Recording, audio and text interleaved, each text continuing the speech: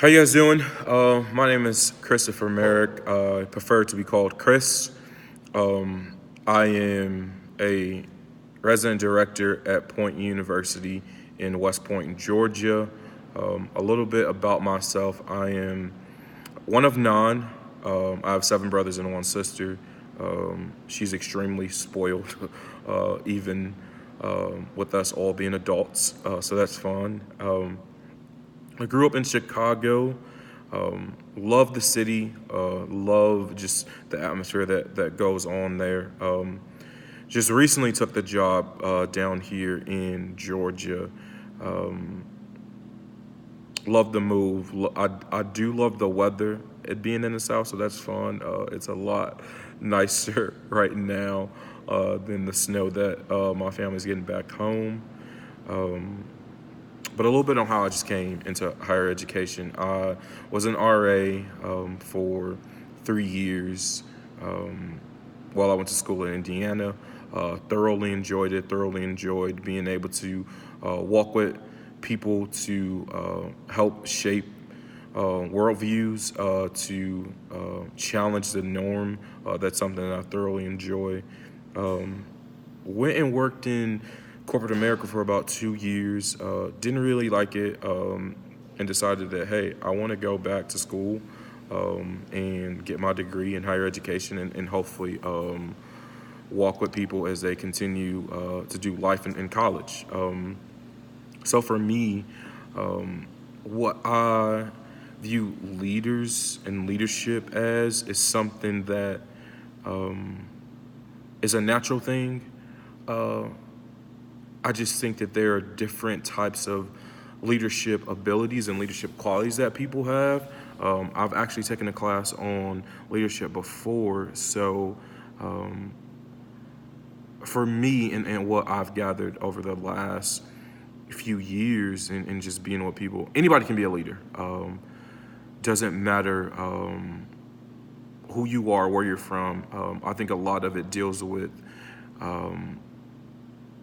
just what type of leader you want to be.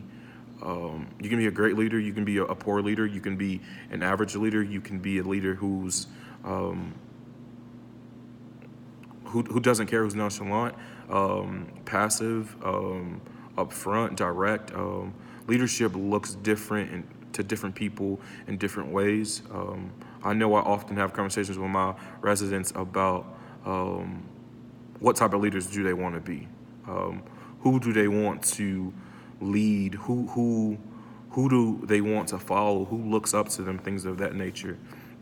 I would say for me, a lot of the times growing up, the leader was the person who was always in front, right? Whether that was in front of the classroom, whether that was the first person to get picked during dodgeball or pick up basketball or flag football. That's when that's what I always thought a leader was. Who was ever the loudest, who had the biggest voice, who had the best persuasion. That was the person that I believed a leader to be. And oftentimes in my family, that was kind of my father, in my immediate family and in my extended family. So that's something that I definitely seen throughout my life. Not until I would say in my college years that changed, because I started to see that anybody can be a leader, and people lead in very different ways, and it's just, for me, do you have a following? Do you have people who are willing to follow you? Do you have people who are willing to make sacrifices?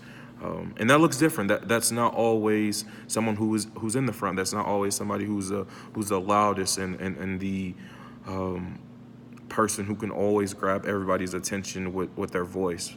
That can be the janitor who's always the first person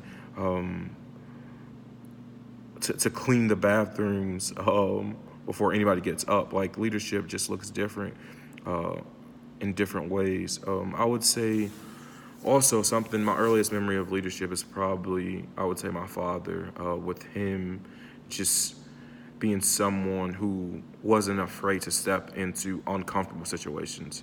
And that happened all the time as a kid.